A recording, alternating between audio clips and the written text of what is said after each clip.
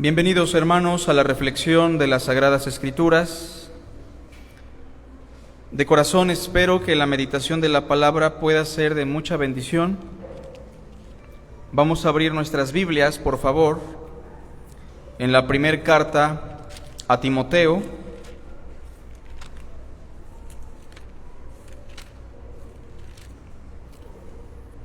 capítulo 4. Un pasaje en donde el apóstol Pablo quiere hacer un contraste entre lo que es el conocimiento de la verdad, entre lo que es la piedad cristiana, con lo referente a los últimos tiempos. Y como diría Pablo, Timoteo, ten cuidado, porque los últimos tiempos serán tiempos peligrosos. Y en la primera carta, capítulo 4, del verso 1 al verso 5, Pablo nos habla de manifestaciones de los últimos tiempos, pero en el ámbito de la iglesia, en el ámbito eclesiástico. Así que, demos lectura, por favor. Síganme con su vista. Pero el Espíritu dice claramente que en los postreros tiempos algunos apostatarán de la fe, escuchando a espíritus engañadores y a doctrinas de demonios, por la hipocresía de mentirosos que, teniendo cauterizada la conciencia, prohibirán casarse y mandarán abstenerse de alimentos que Dios creó, para que con acción de gracias participen de ellos los creyentes y los que han conocido la verdad. Porque todo lo que Dios creó es bueno, y nada es de desecharse si se toma con acción de gracias. Porque por la palabra de Dios y por la oración es santificado. Manifestaciones de los últimos tiempos en el ámbito eclesiástico. Se escucha mucho sobre los últimos tiempos, y de hecho, el tema que más cosquilla le da al ser humano en lo referente a la Escritura es el tema de los acontecimientos finales. Ya sea que se propague una revista casa por casa, ya sea que un programa de televisión aborde el tema, sea como sea, al ser humano siempre le ha dado cosquilla el escarbar asuntos con respecto a los últimos días. Pero hoy vamos a explicar algunas cosas que son referente a los últimos tiempos, pero no en el ámbito de la destrucción del universo, no con relación a la segunda venida de Cristo, la resurrección de los muertos, sino más bien hablaremos hoy de los últimos tiempos en lo referente a la congregación. Recuerden que la primera carta a Timoteo es una carta altamente eclesiástica. ¿Qué quiere decir esto? Que su tema central tiene que ver con lo relacionado a la iglesia, con lo relacionado a los pastores, a los diáconos, a los miembros. Y entonces hablar de los últimos tiempos en este capítulo está dentro de un contexto en el cual no se puede descartar a la iglesia del Señor. Hablaremos entonces de algunas manifestaciones de los últimos tiempos en el ámbito eclesiástico.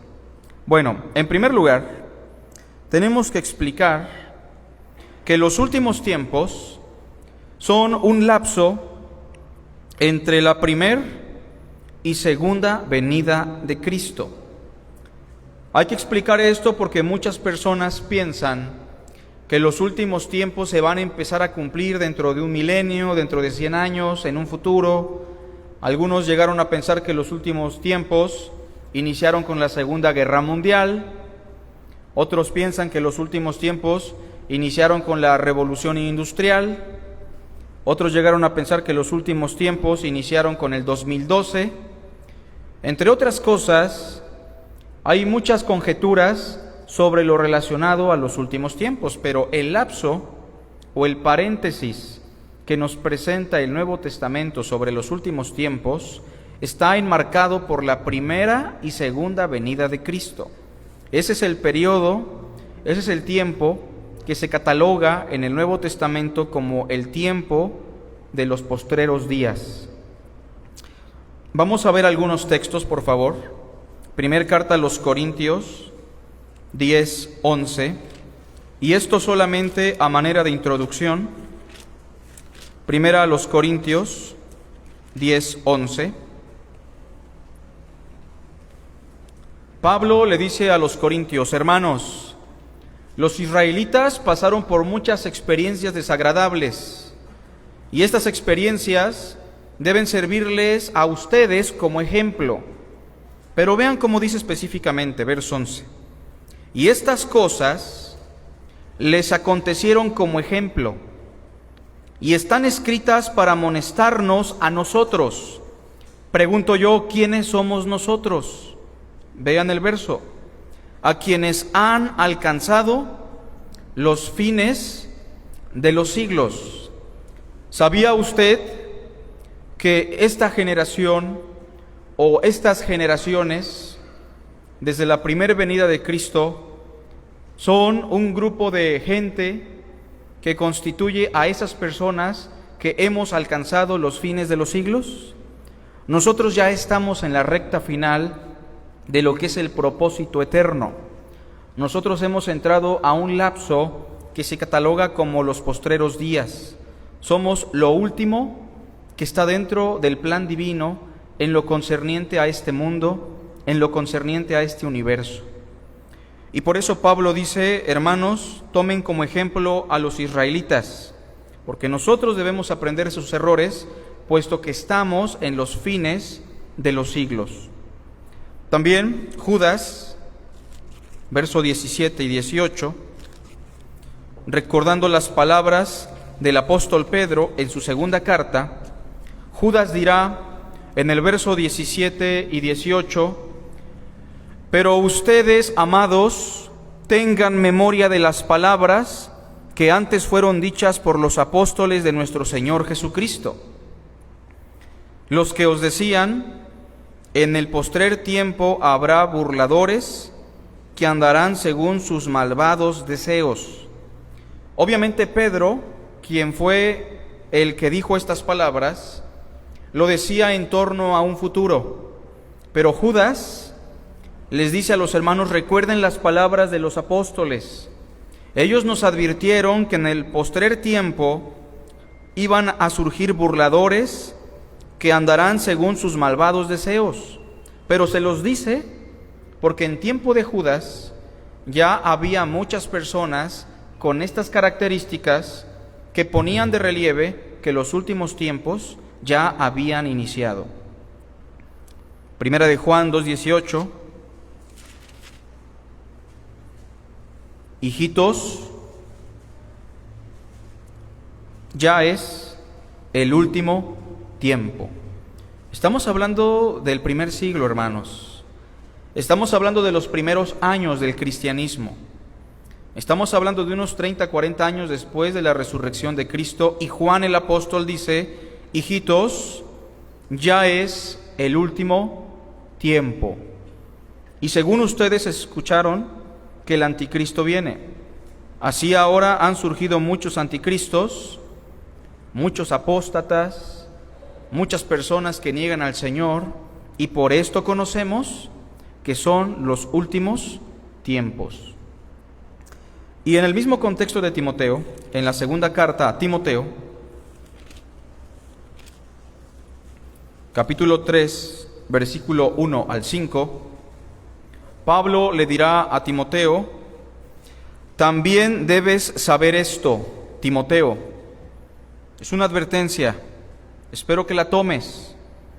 Debes saber esto, que en los postreros días vendrán tiempos peligrosos, porque habrá hombres amadores de sí mismos, avaros, vanagloriosos, soberbios, blasfemos, desobedientes a los padres, ingratos, impíos, sin afecto natural, implacables, calumniadores, intemperantes, crueles, aborrecedores de lo bueno, traidores, impetuosos, infatuados, amadores de los deleites más que de Dios. Mira, Timoteo, tendrán apariencia de piedad, pero negarán la eficacia de ella. A estos evita. ¿Por qué le dice esto a Timoteo? ¿Por qué le dice a estos tienes que evitar? Porque claramente Timoteo, Pablo, ya estaban experimentando manifestaciones de los últimos días. Y en ese sentido me gustaría que usted tenga conciencia de que estamos en tiempos peligrosos, de que estamos en tiempos de apostasía, estamos en los fines de los siglos, y es muy probable que algunos de nosotros, si Dios así lo desea, ni siquiera experimentemos la muerte, porque estamos en la recta final. Y una vez que el templo fue destruido en el año 70, y una vez que todas las señales que Cristo dio en lo referente a Jerusalén y al pueblo hebreo, no hay ninguna señal más que esperar. Simplemente el Señor ha dicho, cuando vean en los cielos la señal del Hijo del Hombre, levanten su cabeza porque su redención ha llegado. En ese sentido, estemos sabidos de que estamos ya en los últimos días. Pero en lo referente a la congregación, en la primera carta a Timoteo, que es nuestro pasaje a exponer, capítulo 4, Pablo menciona algunas manifestaciones. Manifestaciones que no son propias de una concepción paulina, sino de la revelación del Espíritu. Pero el Espíritu dice claramente que en los postreros tiempos algunos apostatarán de la fe. Una característica de los últimos días en lo referente a la iglesia tiene que ver con los últimos tiempos se caracterizan por apostasía de la fe. ¿Cómo sabemos que estamos en los últimos días? Bueno, una manifestación es que habrá personas que proclaman fe, habrá personas que profesan fe, que se bautizan, que declaran con su boca que Jesús es el Señor, y con sus vidas, de manera muy consciente, apostatarán o negarán dicha fe. Y en las cartas a Timoteo tenemos una secuencia muy ordenada y sistemática de ejemplos de personas que en el tiempo ya de Timoteo, en la iglesia de los Efesios, habían apostatado de la fe en diferentes secciones, pero todos estaban unidos en un mismo pensar, negar por completo la fe. Veamos, por favor, algunos ejemplos. Esta apostasía de la fe se considera como actos en contra de la piedad. Si recuerdan la piedad, por el capítulo 3, verso 16, es el misterio de Cristo. La piedad es el evangelio de Jesús. La piedad es la sana doctrina. La piedad es la devoción al Señor Jesús, el Dios que se hizo carne. Pero la apostasía a la fe son simplemente actos en contra de esa doctrina. Y tenemos algunos ejemplos, como sería el legalismo. Vean primero el legalismo inconsciente, sobre todo, sin bases, sin respaldo. Primer carta a Timoteo 1, 5 al 7. Pablo le dice a Timoteo: pues el propósito de este mandamiento es el amor nacido de corazón limpio y de buena conciencia y de fe no fingida. Eso es lo contrario a la apostasía, una fe no fingida, de las cuales cosas, desviándose algunos, se apartaron a vana palabrería, queriendo ser doctores de la ley, maestros de la ley, eruditos de la ley, y que como fruto buscan legalizar a los hermanos, buscan legalizar la piedad, pero dice Pablo, verso 7, sin entender ni lo que hablan, ni lo que afirman. Una manifestación de apostasía a la fe es querer legalizar, es regresar a la ley mosaica, es negar la eficacia de la fe en Cristo, como diría Hebreos, para regresar a las obras muertas, a la exterioridad. Pero otra cosa que se manifiesta en este contexto es la actividad blasfema. Cuando empezamos a propagar enseñanzas, doctrinas, conceptos que son altamente ofensivos a Dios. Veamos el texto, versos 19 y 20 del capítulo 1. Manteniendo la fe, Timoteo, y buena conciencia, desechando la cual naufragaron en cuanto a la fe algunos. ¿Se acuerdan que dice, muchos apostatarán de la fe? Menciona aquí un aspecto. Desechando la cual naufragaron en cuanto a la fe algunos, de los cuales son Himeneo y Alejandro, a quienes entregué a Satanás para que aprendan a no blasfemar. Actos de blasfemia, como podría ser hoy día algunas de las enseñanzas cristianas que se parecen más a la brujería que a la vida del Espíritu Santo, como tú declara, decreta, confiesa, empodérate, vamos a orar por tu negocio y le vamos a rociar agua bendita. Cosas como estas que son actos de blasfemia disfrazados de piedad. Así que en ese sentido la apostasía se viene manifestando en todas las cartas de la primera y la segunda a Timoteo.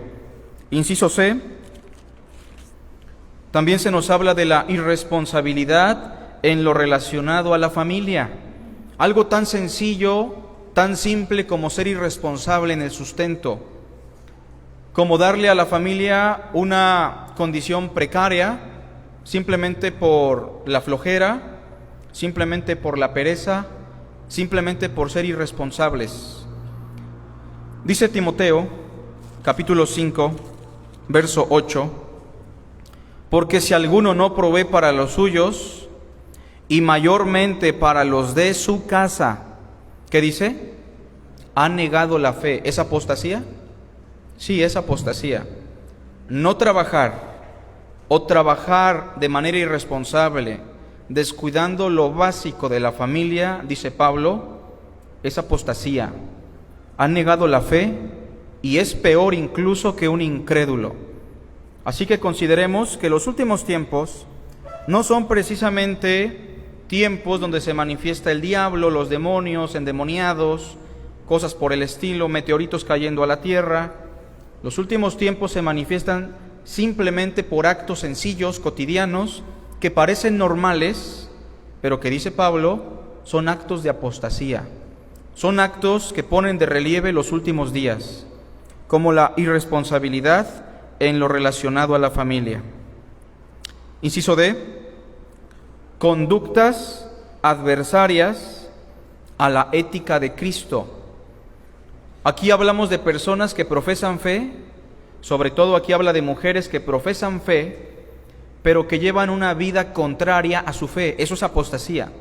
Vean, capítulo 5, verso 11. Hablando de las viudas dice, pero viudas más jóvenes, Timoteo, no admitas. No se refiere a que no las deje entrar a la iglesia. Se refiere a que no las admita para darles sustento. A las viudas jóvenes no les sustente la iglesia, Timoteo, no las admitas en esa lista. Dice, porque cuando impulsadas por sus deseos se rebelan contra Cristo, ¿eso es apostasía? Es apostasía. Quieren casarse. No que prohíba el casamiento Pablo. Aquí está hablando Pablo de mujeres que en la búsqueda de un esposo, por ser viudas jóvenes, le dan rienda suelta a sus pasiones sexuales, le dan rienda a sus pasiones desordenadas. Dice el versículo 12, incurriendo así en condenación por haber quebrantado su primera fe, apostasía a la fe. Verso 13, y también aprenden a ser ociosas, andando de casa en casa, y no solamente ociosas, sino también chismosas y entremetidas, hablando de lo que no deberían.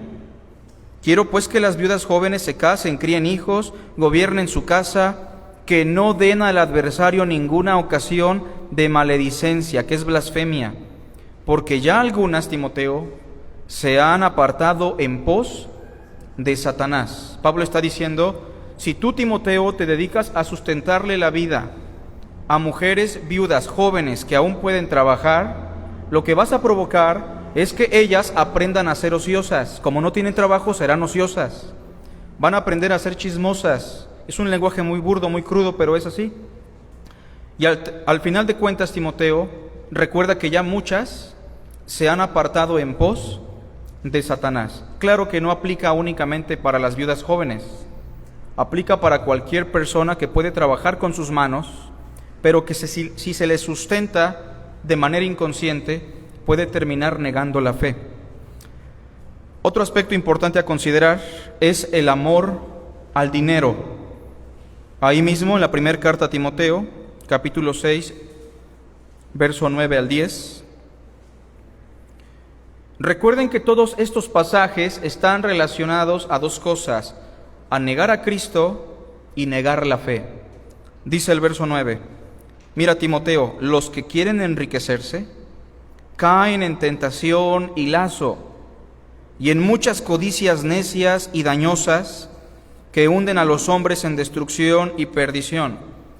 Los últimos tiempos se caracterizan por amor al dinero, personas que idolatran al emprendedor, personas que solamente están pensando en el negocio, personas que solo están pensando en emprender, en generar, en tener más, y esto en el ámbito de la iglesia.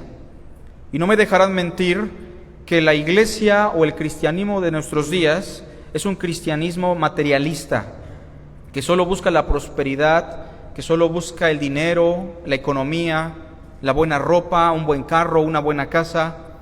Bueno, Timoteo, ten cuidado, porque los que quieren enriquecerse caen en tentación y en trampa. ¿Se acuerdan? Trampa del diablo. Y en muchas codicias necias y dañosas que hunden a los hombres en destrucción y perdición. Porque raíz de muchos males es el amor al dinero, el cual codiciando algunos, acuérdate, Timoteo, ¿qué pasó con ellos? Se extraviaron de la fe. Hombres que aparentaban correr bien en la fe, por amor al dinero se extraviaron de la fe y fueron traspasados de muchos dolores. Y yo sí quisiera, hermanos, que nos identifiquemos hoy con estas características que podemos pensar son legítimas, algunas como el trabajo, emprender, hacer negocios, como pues tengo problemas con la pereza y no voy a proveer a mi casa porque soy un poquito perezoso, cosas que no se ven tan graves, cosas que no parecen ser propias de los últimos días, pero Pablo dice es apostasía a la fe y eso es una manifestación de los últimos tiempos. Por último también habla de la distorsión, de la doctrina rudimentaria. Los que vienen en la mañana ya saben lo que es la doctrina rudimentaria, ¿verdad? Tenemos una lista. Bueno, cuando la doctrina rudimentaria, básica, se distorsiona, estamos en un acto de apostasía. Segunda carta a Timoteo, capítulo 2, verso 16 al 18. Recuerden, todos estos pasajes están íntimamente relacionados con el trastorno de la fe, con el abandono de la fe. Mas evita profanas y vanas palabrerías, Timoteo, porque conducirán más y más a la impiedad. Y su palabra carcomerá como gangrena, de los cuales son Himeneo y Fileto, que se desviaron de la verdad, diciendo que la resurrección, ¿sí recuerdan Hebreos? Doctrina primaria, la resurrección de los muertos, diciendo que la resurrección ya se efectuó. ¿Y qué trastornan? La fe de algunos. Son actos de apostasía. Así que en el ámbito eclesiástico, Timoteo, en este caso Carlos, o aquellos que estén al cuidado de la grey, cuiden que no se den actos de apostasía porque son propios de los últimos tiempos. Otra cosa importante, número 3, y finalizamos con este punto, que es el más vasto y largo. Los últimos tiempos, Timoteo, se caracterizan por la aceptación de la mentira. ¿En qué ambiente? En la iglesia, en el ámbito eclesiástico. Digo, la mentira siempre fue aceptada por el hombre, desde que Adán y Eva aceptaron la mentira en el huerto. Pero los últimos tiempos no solamente se caracterizan por la mentira o por la aceptación de la mentira, sino aceptar la mentira en el ámbito de la congregación, en el ámbito del cristianismo, que desde los púlpitos se enseñe la distorsión, que desde el púlpito se enseñe la mentira, el engaño, lo que es contrario a la verdad. Eso sí es propio de los últimos días. Veamos nuestro pasaje, 1 Timoteo 4, versículo 1. En los postreros días, algunos apostatarán de la fe. Antes me gustaría explicar el concepto de apostasía. Por si alguien lo ha escuchado y no lo entiende, un apóstata era un soldado que tenía una posición firme, con su rifle tal vez, con su espada, con su arma. Tenía la obligación de estar ahí posicionado, entre tanto que venía el ejército contrario.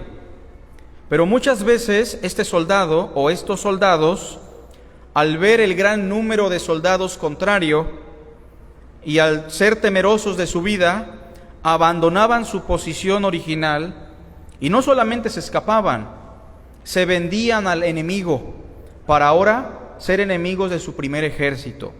Apostasía no solamente es que usted ya no venga a la iglesia. Apostasía no solamente es que usted se porte mal.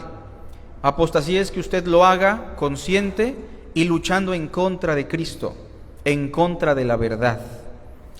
Pero también, como decimos aquí, los últimos tiempos se caracterizan por la aceptación de la mentira en el ámbito de la congregación.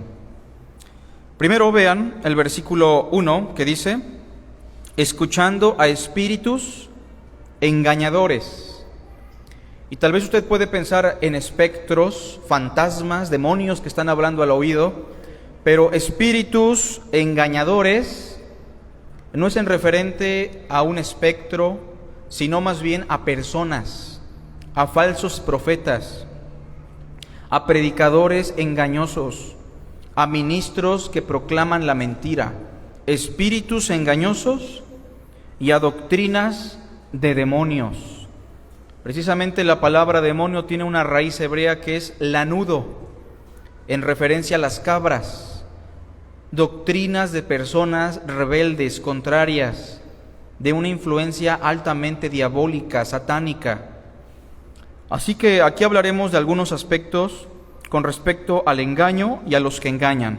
Inciso A, se habla de espíritus engañadores. Como decimos, no son espectros, no son demonios que andan volando en el aire, soplando al oído mentiras.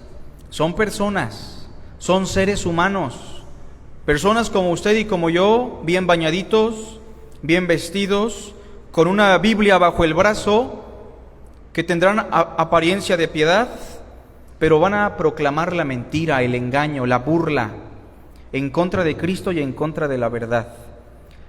Son falsos profetas, en pocas palabras.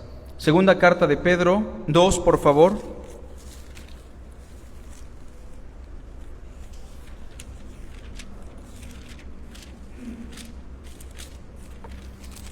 Vean capítulo 2, versículo 1 al 3. Pedro da ciertas características de estos espíritus engañadores o de estos falsos profetas. Es increíble cómo la Biblia describe esto como si lo estuviéramos viviendo. Vean: pero hubo también falsos profetas entre el pueblo, como habrá entre vosotros falsos maestros, que introducirán encubiertamente herejías destructoras y aún negarán al Señor que los rescató, atrayendo sobre sí mismos destrucción repentina. Verso 2, una característica importante es que muchos, iglesias grandes, grandes multitudes, es lo que dice el verso 2, muchos seguirán sus disoluciones, por causa de los cuales el camino de la verdad será blasfemado, y por avaricia, otra característica importante, y por avaricia harán mercadería de vosotros con palabras fingidas. Pacta con Dios. Lo que des, Dios te lo va a regresar más. Si das tu coche, te va a dar una camioneta. Si das tu casa, te va a dar una mansión. Suena absurdo, pero son las cosas que se predican, son las cosas que se enseñan y son propias de los últimos días. No solamente se predican, lo más increíble, hermanos, es que la gente en el ámbito de la verdad, la gente que tiene una Biblia a su alcance, la gente que profesa fe y que tiene el acceso a la Escritura, acepta eso. Lo increíble no es que se enseñe la mentira, porque en el Antiguo Testamento, como dice el verso 1, también hubo falsos profetas. Lo increíble es que hoy día la gente que proclama fe en la verdad acepta esa mentira y la defiende. La defiende como si fuese una verdad. Primera de Juan 4:1 también usa el mismo concepto para los falsos profetas. Espíritus engañadores es el concepto que usa Pablo. Y en la primera carta de Juan 4:1, que está delante de Pedro, dice así: amados, no le crean a todo espíritu. Esa palabra espíritu, repito, no se refiere a un espectro, a un demonio, a algo invisible. Esa palabra es un término que se usa para hablar de la totalidad del ser. El ser humano es una unidad. Y por eso dice, no le creas a todo espíritu, sino probad los espíritus si son de Dios, porque muchos, ¿qué? Falsos profetas han salido por el mundo. Pero también, inciso B, como dirá Timoteo, los últimos días se caracterizan por doctrinas de demonios, doctrinas contrarias, falsa enseñanza. Es el mismo énfasis. Vean conmigo la segunda carta a Timoteo, capítulo 4.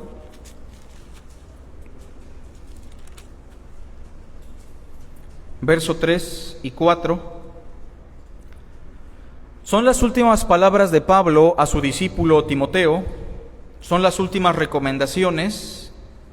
Imaginemos a este hombre viejo, ya experimentado y listo para partir con su Señor, diciéndole a un joven pastor: mira, Timoteo, verso 3, vendrá tiempo cuando no sufrirán la sana doctrina. No la van a soportar, Timoteo.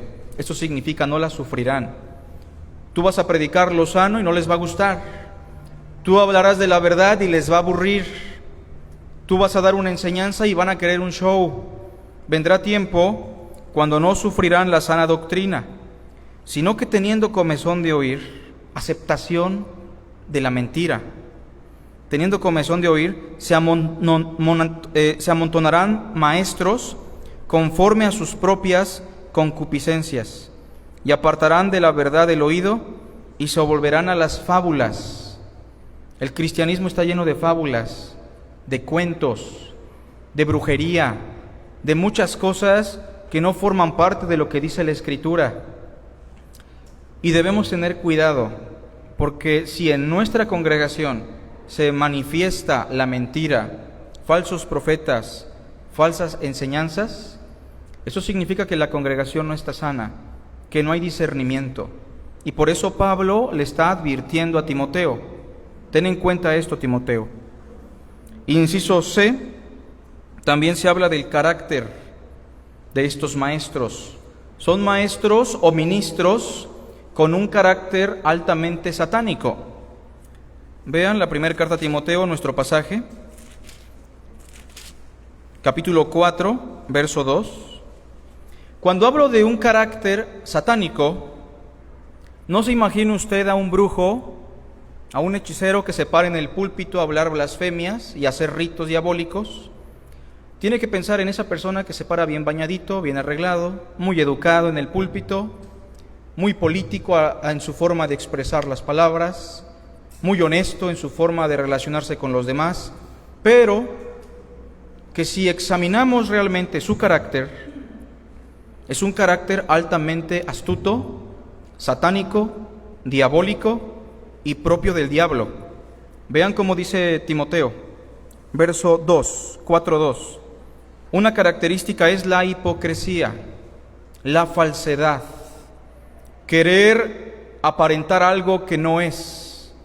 Un falso profeta siempre se va a preocupar por mantener una imagen delante de los demás. Algo similar a lo que hizo Saúl. Desobedeció al Señor, ¿recuerdan? Y el Señor lo desechó. Pero ¿qué le dijo a Samuel? Solamente te voy a pedir una cosa, que no me deshonres delante de los ancianos. ¿Por qué estaba preocupado Saúl? Por su honra, por su persona, por mantener una imagen. Una característica de los falsos profetas es la hipocresía, como dirá aquí, la falsedad. Y esta característica, pregunto yo, ¿es propia de Satanás? Sí, porque se presenta como un ángel de luz, porque se presenta como alguien que busca nuestro bien, porque se presenta como alguien que quiere ayudarnos, pero realmente quiere destruirnos. Una característica es la hipocresía. Pero sigan leyendo el verso 2. Sigue diciendo, por la hipocresía de mentirosos. Otra característica es la mentira, que un falso profeta no tiene consistencia en sus palabras, no tiene consistencia en sus argumentos, que dirá una cosa y dirá otra, que su verdad realmente no es verdad. Pero otra característica muy importante y enfatizada por todas las cartas a Timoteo, verso 2, una conciencia cauterizada. Dice el verso 2, que teniendo cauterizada la conciencia. La cauterización es un término médico, ¿no? Te queman los nervios y ya no sientes. Algunos pueden tener una cicatriz por ahí, les pasan algo y no sienten nada. Algunos han perdido la sensibilidad en las piernas, quienes han quedado inválidos, no tienen ninguna sensación, están cauterizados.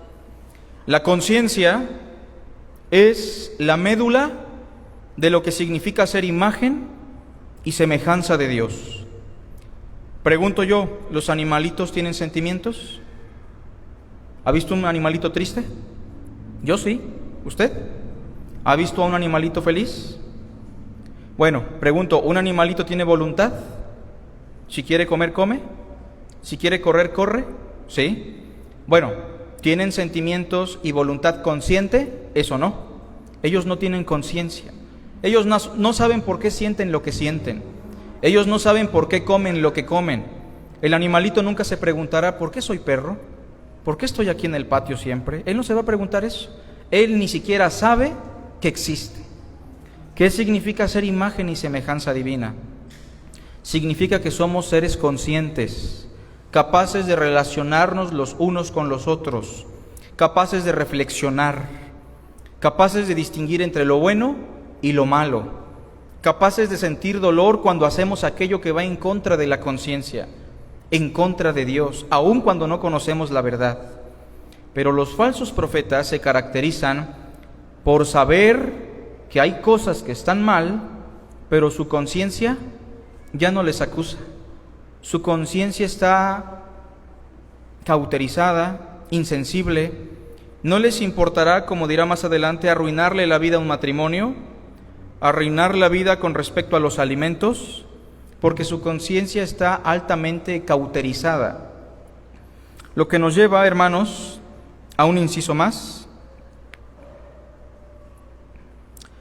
Los falsos profetas se caracterizan por la prohibición de lo que es bueno. Vean, una cosa muy sencilla, versículo 3, ¿qué prohíben? Casarse. Prohibirán casarse. Surge del mito, surge de la fábula, de la tradición, de que el pecado de Eva fue tener relaciones sexuales con la serpiente, o que el pecado de Eva y Adán fue tener relaciones sexuales. ¿Ese fue el pecado? Claro que no.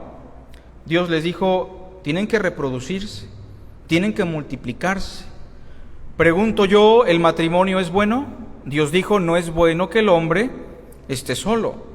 Siendo más exactos, la satisfacción sexual en el matrimonio, la reproducción de los hijos, ¿es buena? El Señor dijo que sí. Y Pablo dirá más abajo que todo lo que Dios creó, verso 4, es bueno, en el contexto de lo ordenado, en el contexto de lo natural, en el contexto de lo original y divino. Pero surge la idea de que el pecado original era la relación sexual. Y esto llevó incluso a grandes hombres de Dios a concluir de la siguiente manera: pues si el pecado sexual es malo, mejor conviene no casarse, ¿no? Orígenes, un teólogo importante, alejandrino, lo han escuchado tal vez, llegó al extremo de castrarse y quitarse los genitales porque él pensaba que el sexo era perverso, que el sexo era maligno. No digo que era un falso profeta, pero fue víctima de una falsa enseñanza. Pero así dice el verso 3, los falsos profetas prohibirán casarse. Y una cosa más, mandarán abstenerse de alimentos que Dios creó. Tan simple como eso: no comas cerdo, no comas mariscos, no comas pan de muerto, no tomes café, no tomes coca. Cosas que son dañinas tal vez, no ponemos en tela de juicio eso, ¿o no? Son cosas que tal vez no convienen por salud, pero de eso a que sean malas, de eso a que afecten la vida espiritual, de eso a que Dios las prohíbe es otra cosa. Se consideran doctrinas de demonios. Y como dice el versículo 4, en términos muy concretos, aquí Pablo menciona dos aspectos, pero en términos concretos dice que van a prohibir todo aquello que es bueno. Y dirá Pablo, porque todo lo que Dios creó es bueno. El matrimonio, ¿qué más? Los alimentos, y nada es de desecharse si se toma con acción de gracias, porque por la palabra de Dios y por la oración es santificado.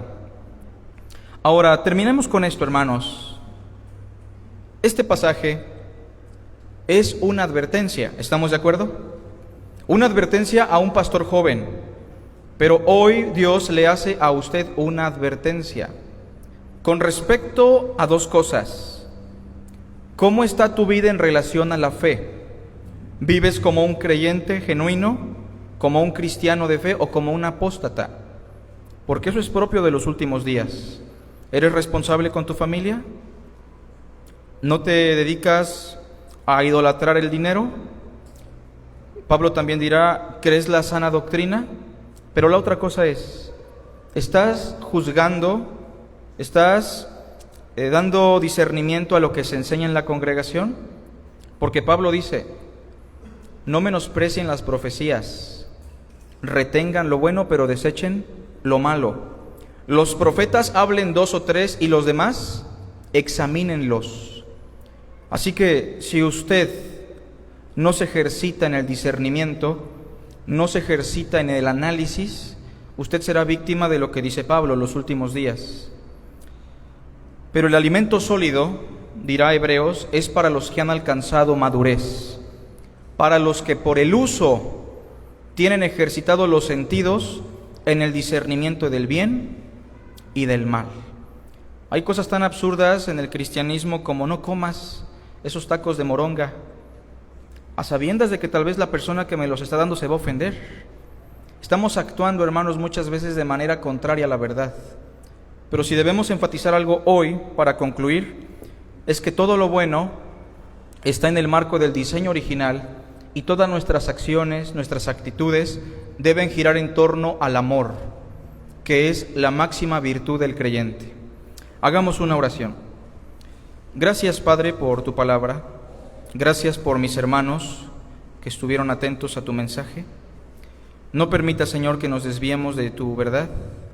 Si alguien está teniendo actos de apostasía, te rogamos que tú lo redirijas a Cristo, al contentamiento, a la piedad, a la sana doctrina.